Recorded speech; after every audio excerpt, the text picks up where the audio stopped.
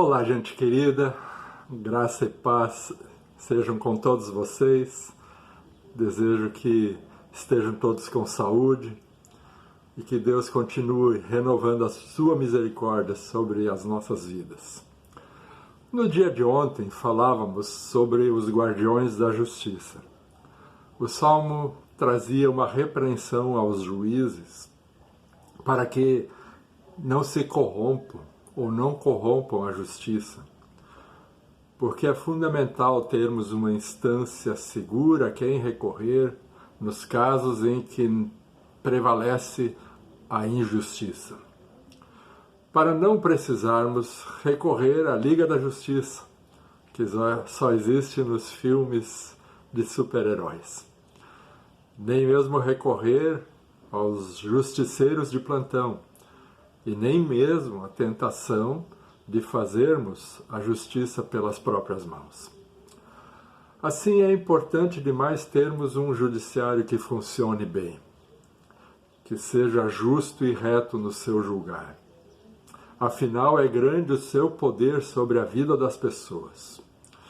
O Salmo chegava a dizer que os juízes são uma espécie de subrepresentantes de Deus na terra, para manter a justiça e a paz.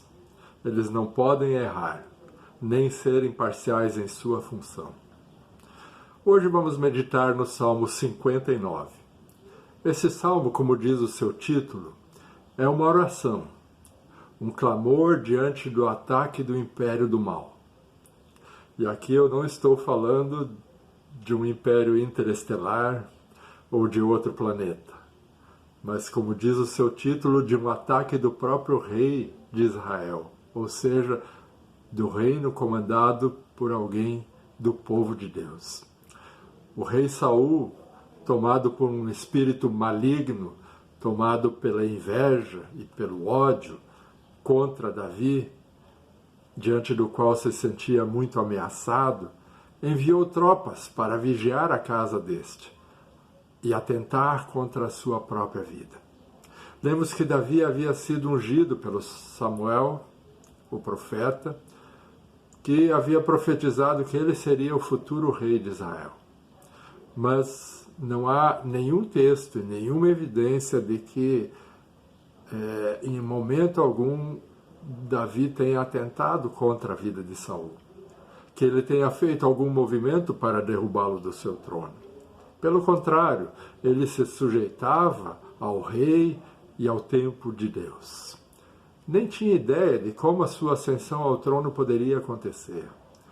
Vemos que ele tinha, isso sim, um profundo respeito pelo rei, a ponto que se tornou o melhor amigo do seu filho, Jonatas. Muitas vezes era o próprio Jonatas que o ajudava a se esconder da fúria dos rompantes do seu pai, o rei Saul. Por fim, ambos, Saul e Jonatas, morreram em meio a uma guerra. E assim, finalmente, Davi foi aclamado rei pelo povo que muito o apreciava e estimava. Mas antes disso, cercado e ameaçado de morte pelos guardas de Saul, Davi recorreu ao Senhor. E esta súplica lemos no Salmo 59. Livra-me dos meus inimigos, ó Deus. Põe-me fora do alcance dos meus agressores. Livra-me dos que praticam o mal e salva-me dos assassinos. Vê como ficam à minha espreita. Homens cruéis conspiram contra mim, sem que eu tenha cometido algum delito ou pecado, ó Senhor. Mesmo eu não tendo culpa de nada, eles se preparam para atacar-me. Gente, o mal não é brincadeira. Não dá para dar vazão ao mal. Mal que, na real, existe dentro de cada um de nós, como as Escrituras afirmam. Ele é fruto da ausência de Deus em nossas vidas. Sua presença gera violência e destruição. Seu salário é a morte. Por isso, precisa sempre ser dominado, mantido bem quietinho no seu canto, pois é da nossa natureza gerar coisas como discórdia, ciúme, ira, egoísmo, divisões, idolatrias, libertinagens, coisas essas que geram destruição, medo e insegurança. É o que Gálatas 5 afirma quando fala do fruto da nossa natureza carnal, humana. Alienados de Deus, geramos um mundo inseguro. Por isso precisamos de leis e contratos, e um esforço para nos submeter a eles, a fim de domarmos este mal incontido que está dentro da gente. Por tudo isso, além da justiça, delegamos a manutenção da ordem e da paz às forças de segurança. Todo esse esforço para conter o mal dentro dos limites razoáveis nos custa muito caro. É o maior orçamento do Estado, mas nós o pagamos, porque não dá para viver num clima de tensão e insegurança. Se não houver uma boa polícia, bem equipada, remunerada e treinada, fica muito difícil. No ano de 2016, quando nós chegamos por aqui, eu me lembro que havia um clima de muito medo e insegurança no ar. Várias pessoas ao longo daquele ano foram assassinadas na rua, pessoas inocentes. Vocês devem lembrar do caso no Zafari da Cavalhada, ou do pai que estava para pegar seu filho numa escolinha da tristeza, ou da mãe que, diante de uma escola onde ia pegar a sua filha na Zona Norte, foi brutalmente assassinada. Pessoas inocentes. Assim, quando o mal toma conta das ruas e se torna soberano, o medo nos assalta e deixamos de viver.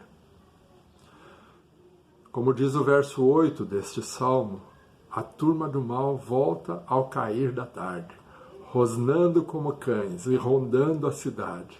Vê que ameaças há em suas bocas. E as mesmas palavras repete mais uma vez no verso 14. Para que tal cenário não se torne a regra, infernizando a vida em sociedade, creio que pelo menos 3 fatores são muito importantes. O primeiro, valorizarmos as nossas forças de segurança. Apoiarmos a polícia para que ela desenvolva o seu trabalho de maneira correta e justa, a fim de manter a ordem e a paz. Segundo, clamar a Deus como Davi faz no Salmo. Ele suplica: levanta-te para ajudar-me, Senhor. Olha para a situação que me encontro, que nós nos encontramos, Senhor, força nossa. Nós vamos aguardar, pois Tu és o nosso alto refúgio. Nosso Deus fiel virá ao nosso encontro e Ele vai nos fazer triunfar. Esta confiança em Deus também é imprescindível. E terceiro, deixarmos que o Espírito de Deus habite em nosso coração, que coloque em nós a sua natureza, para que tenhamos paz e segurança dentro de nós.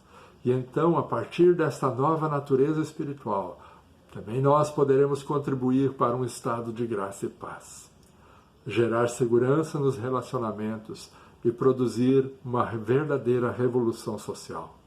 Pois onde o Espírito de Deus domina, vidas e relacionamentos são transformados, gerando em nós e através de nós o fruto do amor, da paz, da alegria, bondade, fidelidade, paciência e domínio próprio. Uma nova relação para uma nova vida. Que assim seja. Um forte abraço e até amanhã.